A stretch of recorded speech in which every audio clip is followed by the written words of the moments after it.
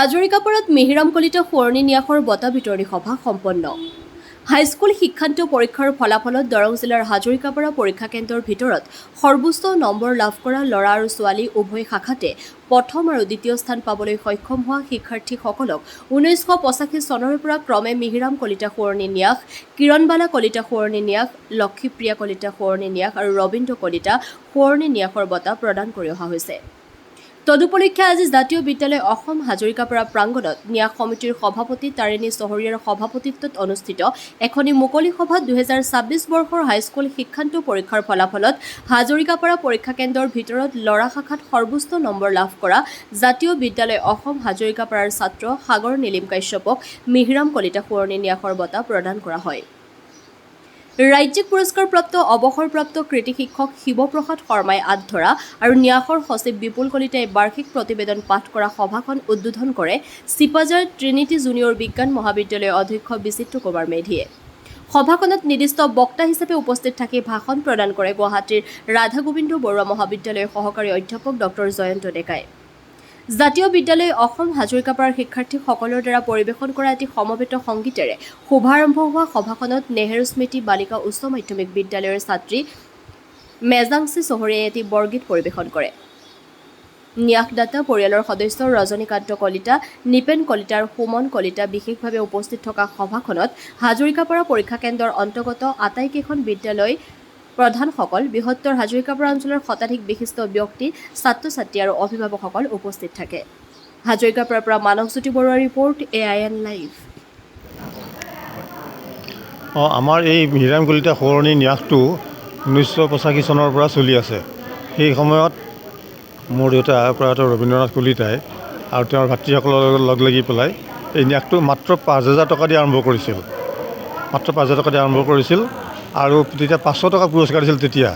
সেই ন্যাসটো এতিয়া আহি 42 সংখ্যক হ'ল আৰু এতিয়াও চলি আছে।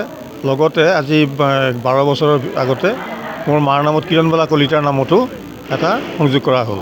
ইয়াতে 4টা প্ৰাইজ দিয়া হয়, কিন্তু এইবাৰ এটাই পালে, বাকীকেইটাৰ ক্ৰাইটেৰিয়া ফুলফিল নহ'ল।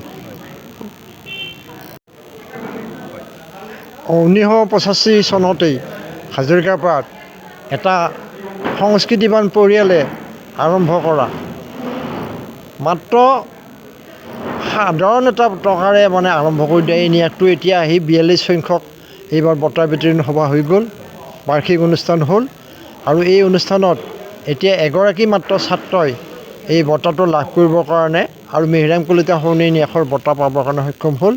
আজিৰ সভাখন স্থানীয় জাতীয় বিদ্যালয় অসম হাজৰিকাপাৰাত অনুষ্ঠিত হ'ল আৰু ইয়াতে যথেষ্টখিনি গাঁৱৰ শিক্ষিত পৰিয়াল, ছাত্ৰ-ছাত্ৰী বিভিন্ন স্কুলৰ পৰা আহি এতিয়া সভাখনত অংশগ্ৰহণ কৰিলে।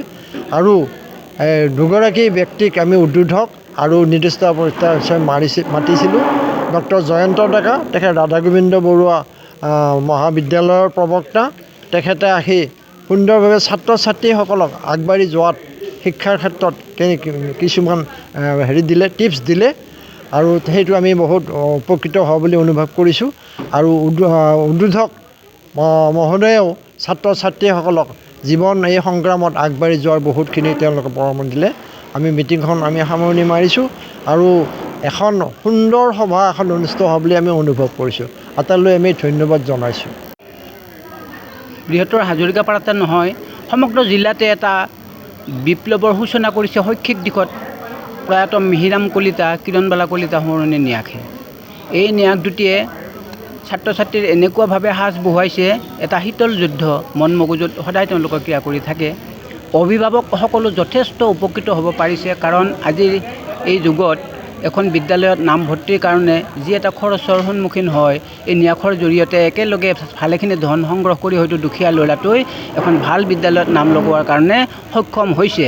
গতিকে ন্যাসটো বৰ্তাই ৰখাৰ কাৰণে আমি আপ্ৰাণ চেষ্টা কৰি যাম। সুদীৰ্ঘ 42 বছৰ কাল কোনো বিজুতি নোহোৱাকৈ দাতা পৰিয়ালৰ সদিচ্ছাত আৰু ৰাইজৰ এটা অহোপুৰুষাৰ্থত সুন্দৰভাৱে ন্যাসটো চলি আছে আৰু এই চলি থাকিব। গতিকে মই পুনৰ দাতা পৰিয়ালক ধন্যবাদ জনাইছোঁ আৰু স্বৰ্গগত আত্মাৰ শান্তি কামনা কৰিছোঁ। য'তে আছে তেওঁলোক ঠিকেই থাকক আৰু জনম ধৰা সাৰ্থক হৈছে ন্যাসৰ জৰিয়তে।